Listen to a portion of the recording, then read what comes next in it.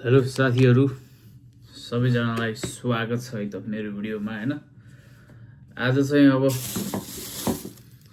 Guest त हुँदैछ यहाँ, कहिलेकाहीँ चाउचाउ पनि खाइदिउँ भनेर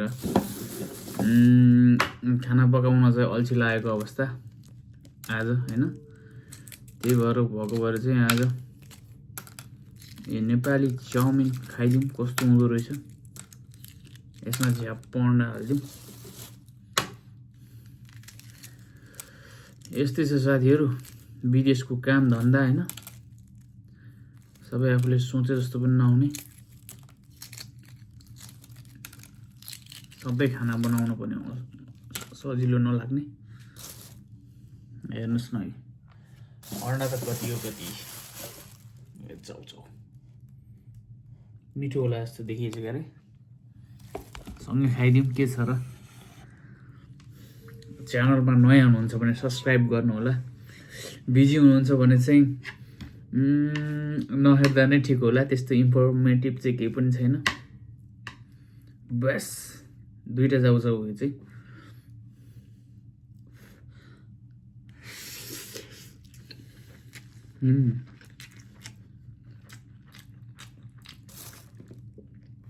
चाउचाउ खानु स्वास्थ्यको लागि राम्रो चाहिँ होइन अरे। अन्डा पनि तातै छ कि भर्खर लिएर आएको।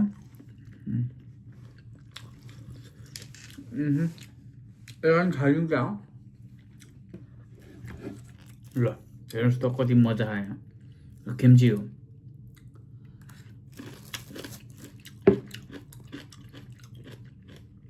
तपाईँहरू पनि होइन, कहिलेकाहीँ अल्छी लाग्यो भने चाउचाउलाई चाहिँ बोइल गर्ने, पानी फालिदिने,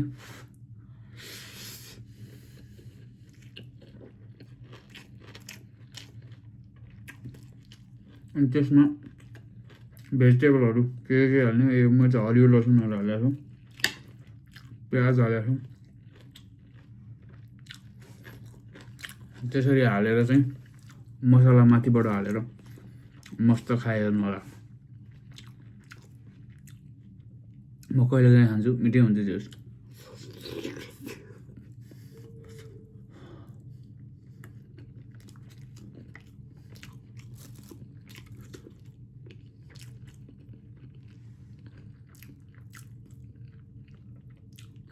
खासमा हाम्रो कम्पनीमा चाहिँ खाना बनाउने एकजना हुनुहुन्छ। उहाँले चाहिँ दिउँसोको खाना चाहिँ ठिकै बनाउनुहुन्छ, बेलुकाको चाहिँ त्यति गतिलो हुँदैन क्या। त्यही दिउँसै बचेकोहरू चाहिँ बेलुका खानुपर्ने हुन्छ, त्यो त अलिक मजा आउँदैन नि त। त्यही भएर हामी नेपालीहरू मिलेर पकाएर खाने गर्थ्यौँ। आज चाहिँ अल्छी लाग्यो, त्यही भएर चाउचाउ खाइदिँदैछौँ झ्याम झ्याम लाएर।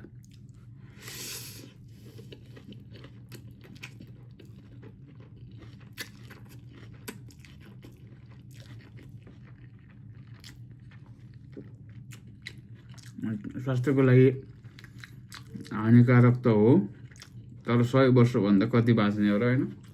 100 वर्ष बाँचे त भइगयो क्यारे। त्यस्तै छ गाइस। किम्ची चाहिँ कुहिन लागेको रहेछ, खासै गतिलो छैन। साथीहरू यार के कुरा भने च्यानलमा मलाई पनि यसो सपोर्ट गर्नु पर्यो है।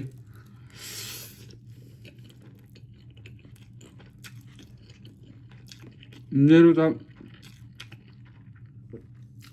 2018 देखिको युट्युब च्यानल रहेछ, 300 फलोवर्स पनि पुगेको छैन त हो। यो त लाज मर्दो भयो त।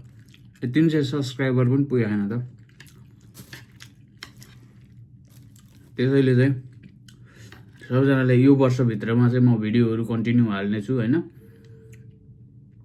कम्तीमा पनि 1000 सब्सक्राइबर पुऱ्याएर चाहिँ युट्युबलाई चाहिँ मोनिटाइज गराउने टार्गेट छ मेरो चाहिँ। त्यसैले तपाईँहरूले मलाई साथ दिनु होला गाइस होइन। के छ र, मिलेर अगाडि बढौँ। झ्याप्प लाएर मलाई पनि सपोर्ट हानिदिनु होला। 1 सब्सक्राइबर र सँगै रहेको बेल आइकनलाई ट्याक्क लाएर दबाउन नबिर्सिनु होला। र मेरो युट्युब च्यानलमा चाहिँ 1000 सब्सक्राइबर पुगेको अवसरमा चाहिँ म स्पेसल गिभ अवे पनि गर्न गइरहेको छु। म सोच्दैछु होइन, क्यास एमाउन्ट हुन्छ झ्याप्पै।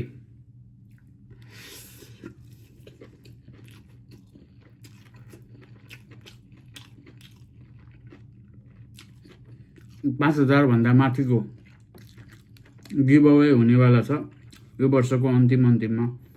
त्यसो भन्दा नि मेरो युट्युब च्यानलमा 1000 सब्सक्राइबर पुगेपछि चाहिँ 5000 भन्दा माथि 10,000 सम्मको गिभ अवे हुनेवाला छ। त्यसरी च्यानल सब्सक्राइब गरेर राख्नु होला। त्यति बेला म एउटा भिडियो हाल्नेछु, त्यति बेला नै तपाईहरूले थाहा पाउनुहुनेछ। च्यानल सब्सक्राइब गरेर सँगै रहेको बेल आइकन दबाउन चाहिँ नबिर्सनु होला। गिभ अवे गरिदिनु नि, के छ र होइन। यत्रो वर्षपछि आफ्नो सपना पुरा भयो भने आफ्नो सब्सक्राइबरहरू मात्रै एकजनालाई त खुसी बनाइदिनु पर्यो नि त होइन। त्यसमा मैले मेहनत गरेँ भने अरू कमाउन सक्छु नि त त्यसपछि त। त्यो हिसाबले चाहिँ म गिभ अवे गर्नेछु गाइजहरू।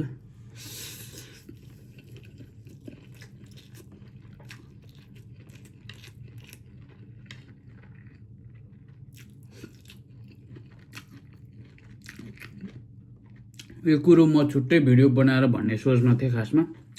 आज चाउचाउ खाएको होइन, मुकबाङ जस्तो भिडियोमा भनिदिइहालेँ तपाईँहरू सबैलाई। अनि मेरो भिडियोमा पुरानो सब्सक्राइबरहरू पनि हुनुहुन्छ होला कतिजना होइन। कमेन्ट गर्नु होला को हुनुहुन्छ होइन, कहाँबाट हेर्दै हुनुहुन्छ। मेरो आफन्तहरू पनि हुनुहुन्छ होला, साथीभाइहरू पनि हुनुहुन्छ होला होइन। कमेन्ट गर्नु ल एकचोटि।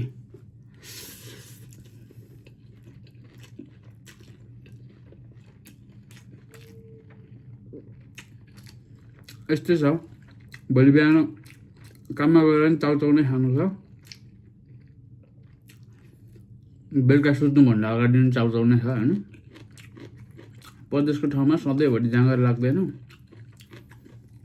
बुढी छैन, आमा छैन होइन। गाह्रो छ नि गाइस।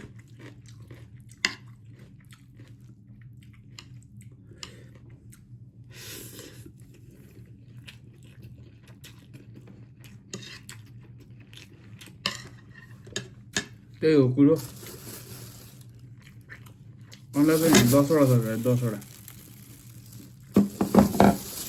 मैले 2-4 दिन खान्छु। आज खाइ नसकेको चाहिँ भोलि पर्सिसम्म मस्त खान सक्यो नि त। त्यो भएर एकैचोटि बोइल गरेर राख्छु। जाडो फेरि खतरा छ। आज चाहिँ -11 जति छ बाहिर होइन। आज जनवरीको 28 तारिक 2026 मा चाहिँ म यो भिडियो बनाइरहेको छु है त। 4वटा त हानिन्छ होला यार, 4वटा अन्डा हान्नु त के ठुलो कुरा भयो होला। भइसकेको पनि छ। 2टा चाउचाउ नखाइसकिने रहेछ यार।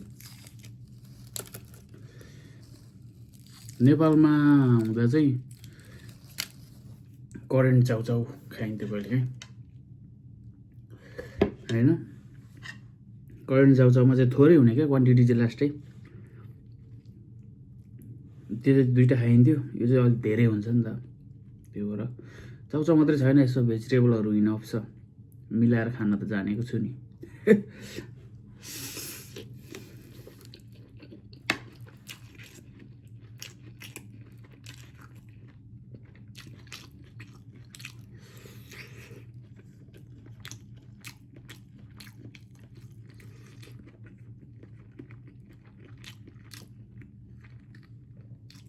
फेरि मेरो एकपट्टिको दाँत दुखेर यतापट्टि चपाउनु मिल्दैन, यतैपट्टि मात्रै खाइरहेको छु।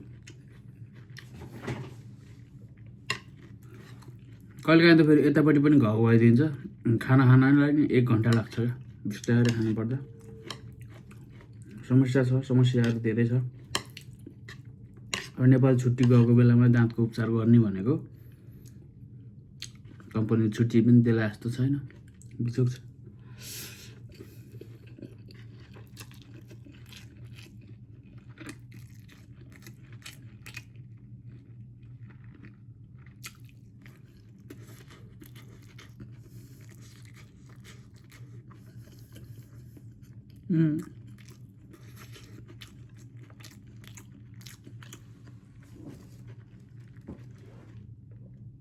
अन्डा पनि तातै छ कि त्यही भएर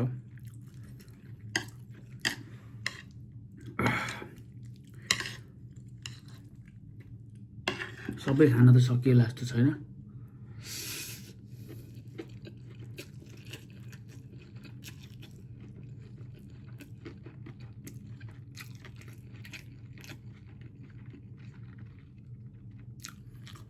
अरूको मुखबाङ हेरेको थियो, मेरो चाहिँ कस्तो भयो थाहा छैन होइन। क्यामेराले हल्का टिपेन, स्पेस पनि छैन है पर जानलाई, त्यसो भएको भएर खतरा भयो होला जस्तो लागेको छ गाइस। कस्तो भएछ कमेन्ट गर्नु होला। युट्युब यात्रामा भिडियो पनि के हाल्ने त नि यार, बाहिर जान खासै पाउँदैन। एक दिन छुट्टी हुन्छ, सुत्नै ठिक्क हुन्छ हप्तामा होइन।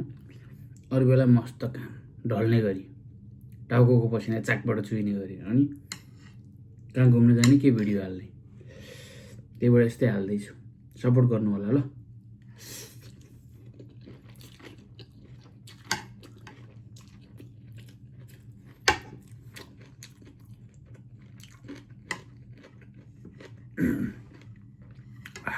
खोर्सानी परेछ गाइस।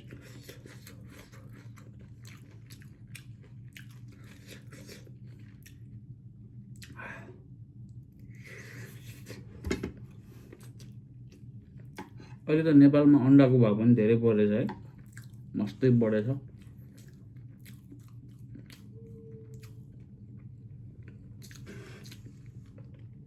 दुई 2024मा म आउँदा चाहिँ 10, 12, 15 रुपियाँ कति थियो होइन एउटाको। अहिले चाहिँ 20 रुपियाँ नै बढी भइसक्यो अरे क्या, घरतिरको मान्छेले भनेको सुनेको। यहाँ चाहिँ त्यस्तो महँगो छैन गाइस। नेपाली 500-700मा त 1 क्यारेट आउँछ। त्यही भएर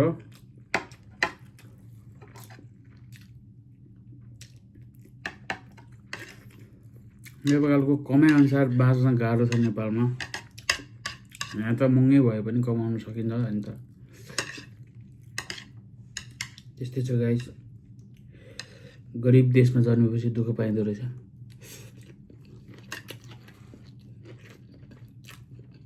ल यो चाहिँ मैले सकिनँ, भिडियो पनि लामो भयो गाइस।